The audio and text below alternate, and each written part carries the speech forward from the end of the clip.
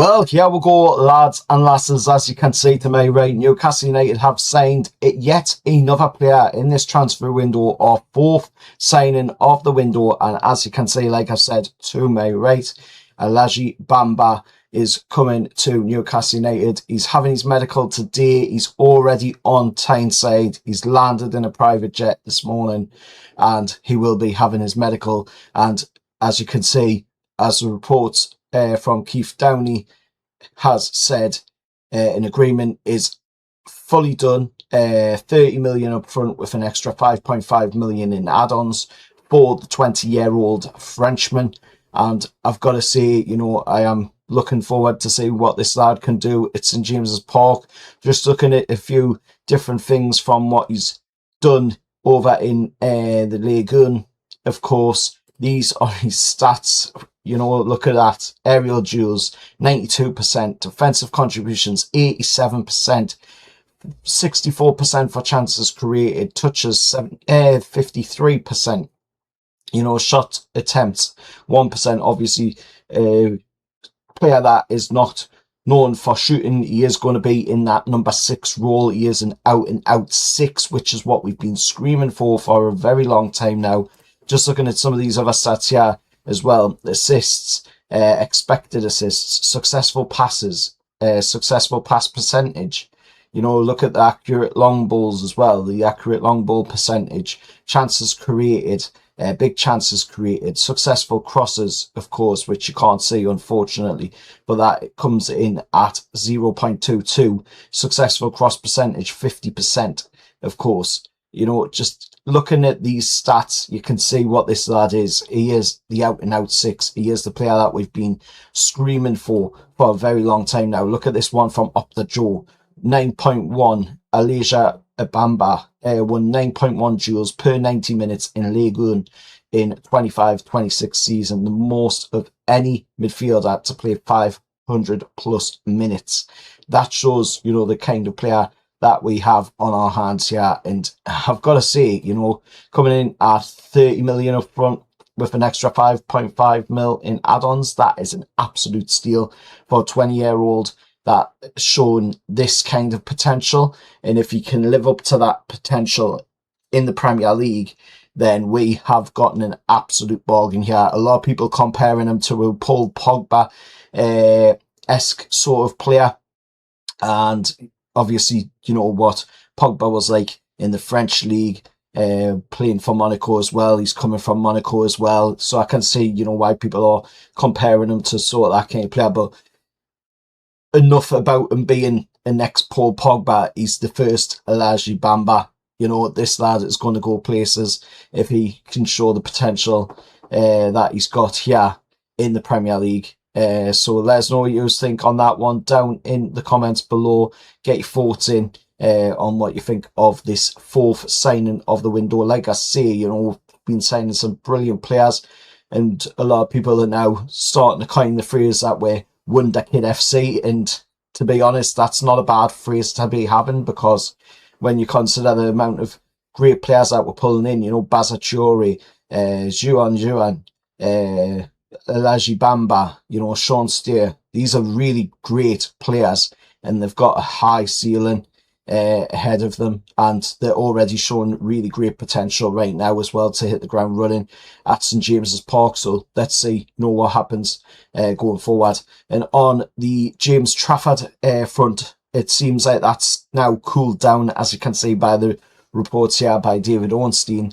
Newcastle United no longer considering James Trafford as an option for goalkeeper signing. The 23-year-old England international was discussed with Man City when Man City spoke to Newcastle about a potential Sandro Tonali deal, but the situation didn't go any further than that, according to Ornstein's reports. And it looks like the reason for it not going any further is, of course, the amount that Man City is asking. Man City's asking 50 million plus a sell-on clause added in there as well, and that just is too much to be offering.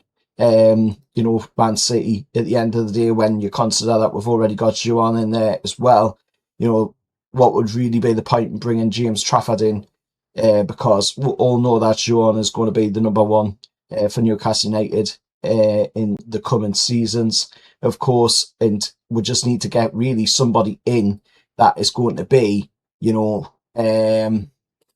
that experienced head, and of course Joan's going to be able to learn off and then establish himself as the number one in the coming seasons. But at the moment, Joan will be probably a backup, and it looks like we are going to be continuing on our search to find the new number one for Newcastle United, because it definitely looks like it's not going to be Nick Pope come the start of the season. But we do have to get in there, and we do have to move quick to get a new number one.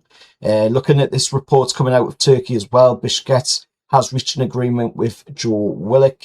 Joe Willock is a player that, of course, Beşiktaş really wanted. Newcastle is open to letting Willock go if a good offer comes in.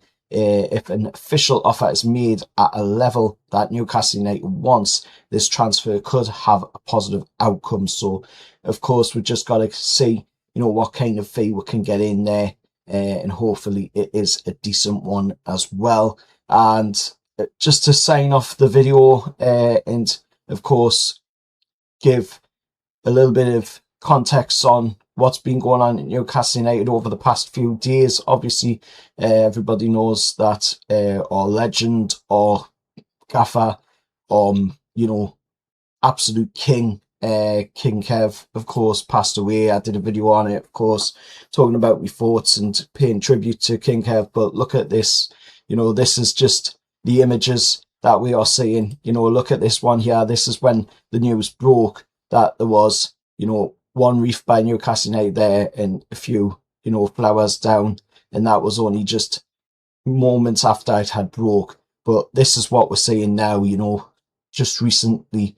And there's more and more being added day by day and minute by minute. It's St James's Park, and it just shows, the love and dedication that King Kev had from the Newcastle United fan base, from us Geordies, and how much he was loved by us. And of course, there's a lot of shirts in there as well from other clubs that he managed and played at, the likes of Liverpool in there as well. Scunthorpe's in there. There's a few Hamburg shirts in amongst the tributes as well.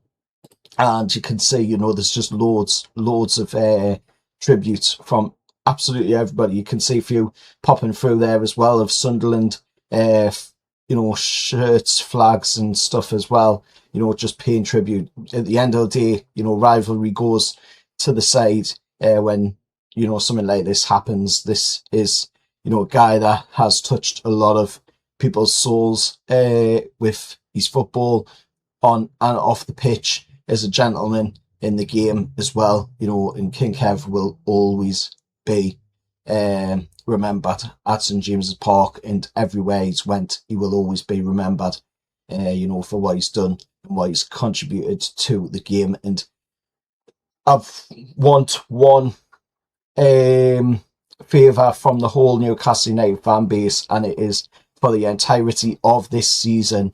On the 7th minute, can we do an applause at every single Newcastle United game on the 7th minute for King Kev? That's what he deserves. He's worked for all of this, tributes, and he deserves, us to applaud him for the entirety of this season on the 7th minute in every single game. So that is my wish. That is what I hope, will be able to be done this season. And of course, we are going to see as well when we take on Gateshead on the 25th in 2 days' time. Of course, Gateshead International Stadium. Gateshead and Newcastle United will pay the respects to King Kev at Saturday's match, with both teams observing a minute's silence ahead of kick-off in Kevin's memory, and will wear black armbands throughout the match as a mark of respect for a man revered on Tyneside and around the world, of course, as well. But let us know your thoughts down in the comments below. Get your thoughts in on, of course, the transfer news mentioned in this video, and also, head on over to my tribute video and, put your thoughts and your great memories of King Kev over in the comments section on that one as well. and I'll see you all in the next video. However, lads, and rest in peace, King Kev.